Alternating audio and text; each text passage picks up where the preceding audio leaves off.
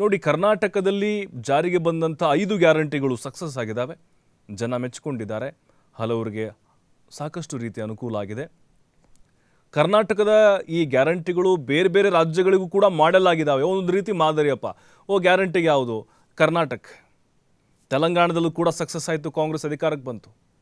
ಮಧ್ಯಪ್ರದೇಶ, ರಾಜಸ್ಥಾನ, ಅಲ್ಲಿ ಎಲ್ಲ ಪಾರ್ಟಿಗಳು ಕೂಡ ಕರ್ನಾಟಕದ ಮಾದರಿಯಲ್ಲೇ ಗ್ಯಾರಂಟಿಗಳನ್ನು ಘೋಷಣೆ ಮಾಡಿದರು. ಈಗ ಅಸ್ಸಾಂ ಮುಖ್ಯಮಂತ್ರಿ ಶರ್ಮಾ ಇದ್ದಾರಲ್ವಾ, ಈಗ ನಿನ್ನೆ ರಿಪಬ್ಲಿಕ್ ಭಾಷಣ ಮಾಡ್ತಾ ಇದ್ರು ಅವರು, ರಿಪಬ್ಲಿಕ್ ಡೇಲಿ.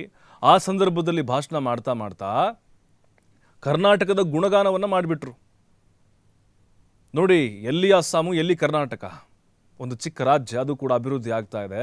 ಅವ್ರು ಹೇಳ್ತಾರೆ ತಮ್ಮ ಭಾಷಣದಲ್ಲಿ, ನಾವು ಸಣ್ಣ ರಾಜ್ಯ ಆಗಿದ್ದೇವೆ, ಬೇರೆಯವ್ರನ್ನ ಅವಲಂಬನೆ ಆಗಿದ್ದೇವೆ, ಆದರೆ ನಾವು ಮುಂದಿನ ದಿನಗಳಲ್ಲಿ ಕರ್ನಾಟಕದ ರೀತಿಯಲ್ಲೇ ಅಭಿವೃದ್ಧಿ ಮಾಡಿ ತೋರಿಸ್ಬೇಕು, ನಾವು ಅದೇ ನಮ್ಮ ಗುರಿ ಅಂತ ಹೇಳಿ.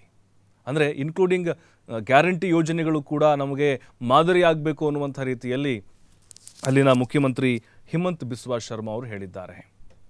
ಅಂದರೆ ನಮಗಿಲ್ಲಿ ಬಹಳ ಕ್ಲಿಯರಾಗಿ ಗೊತ್ತಾಗ್ತಾ ಇರೋದು, ಕರ್ನಾಟಕದ ಅಭಿವೃದ್ಧಿ ಬೇರೆ ಬೇರೆ ರಾಜ್ಯಗಳಿಗೂ ಒಂದು ರೀತಿ ಮಾದರಿ ಆಗ್ತಾ ಇದೆ. ಇಲ್ಲಿಯ ಯೋಜನೆಗಳು ಕೂಡ ಅವರು ಅಲ್ಲಿಯ ಜನರಿಗೆ ಪರಿಚಯವನ್ನು ಮಾಡ್ತಾ ಇದ್ದಾರೆ.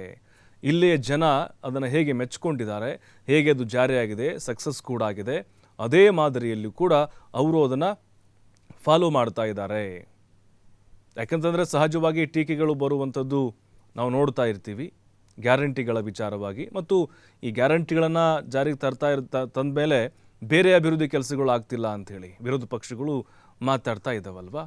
ಹಾಗಾಗಿನೇ ಈಗ ದೂರದ ಅಸ್ಸಾಂನವರು ಕರ್ನಾಟಕದ ಕೆಲಸಗಳ ಬಗ್ಗೆ ಕೊಂಡಾಡಿದ್ದಾರೆ ಅಂತ ಹೇಳಿದ್ರೆ ನಿಜಕ್ಕೂ ಇದು ಸರ್ಕಾರಕ್ಕೆ ಖುಷಿಯ ವಿಚಾರ.